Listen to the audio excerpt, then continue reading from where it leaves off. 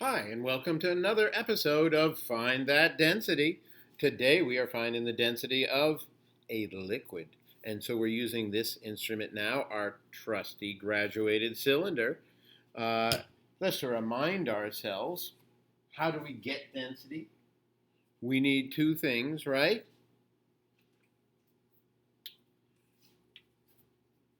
In case you have trouble remembering those two things, remember our heart cut in the middle. It gives us an M at the top and a V underneath.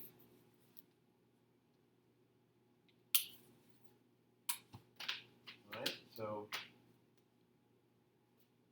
density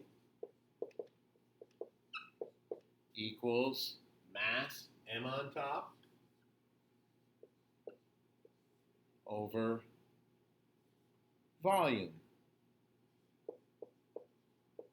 V on the bottom, mass over volume. Today, though, we're finding a liquid, so we can't find the volume doing length times width times height, so instead we use the graduated cylinder. So I have a liquid here. I'm going to pour it into my graduated cylinder.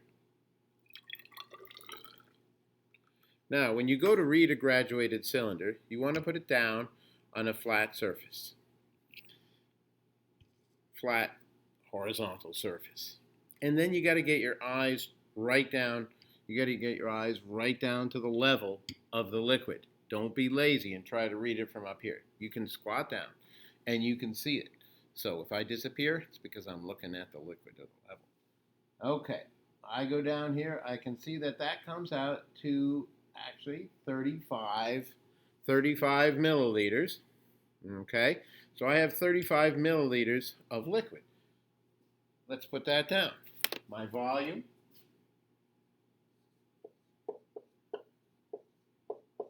is equal to 35 milliliters. It says right here on the graduated cylinder what the units are, milliliters. Okay. Now remember, a milliliter is the same thing, the same amount of space as a cubic centimeter. But when we measure in a graduated cylinder, we call them milliliters. Generally, liquids are measured in milliliters. Solids more likely to be measured in cubic centimeters, but they do represent the same amount of space. Okay, we need the mass. So we can put our liquid onto the triple beam balance, our trusty triple beam balance. Can I just pour it there? That wouldn't work too well. But I don't want to get the mass of the graduated cylinder. So I guess I have to get the mass of the graduated cylinder with the liquid. Then I'll pour out the liquid and get the mass of the graduated cylinder and subtract that out. So let's try that. Okay, so together they are less than 100. They're more than 50. Try 80. They are less than 80. More than 60.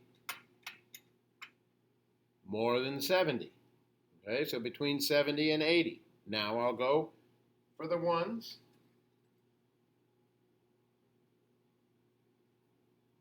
Looks like I hit it right on there. Okay, so that is 76.4. 70 on the tens, 6.4 on the ones. Add them together, 76.4. So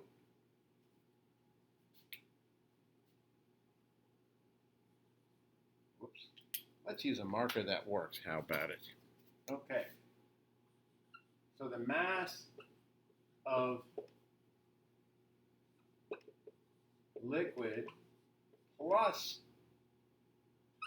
the graduated cylinder plus equals 76.4.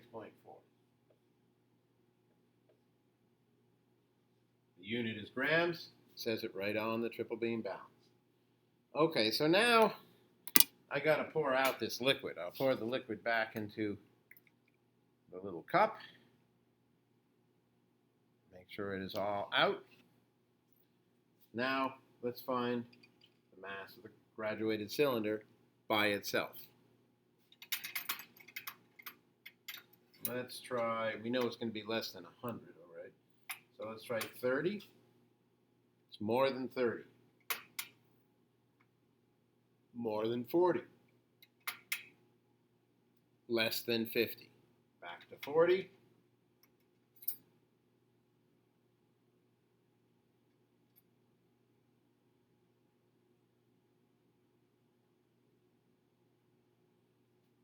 There we go. It's balanced at 2.3. 40, 2.3.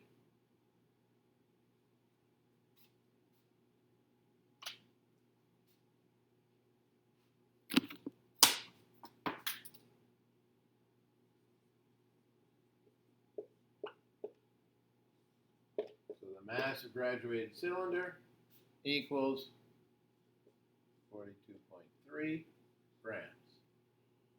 Now we're going to subtract. We have the mass of the liquid and the graduated cylinder together, 76.4. We want to subtract out the mass of the graduated cylinder, 4 minus 3, 1, 6 minus 2, 4, 7 minus 4, 34.1. The units are still grams. We're just subtracting some grams from some other grams. So we're going to be left with grams. There we go. 34.1 grams. That is the mass of the liquid.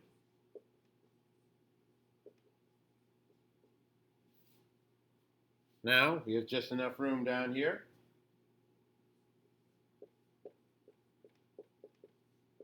Density equals, right, heart cut in half, mass over volume. The mass is 34.1 grams.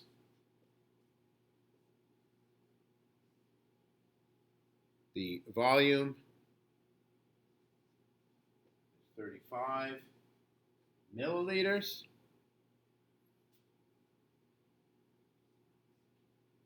Just fitting it on the board down here. Almost out of room.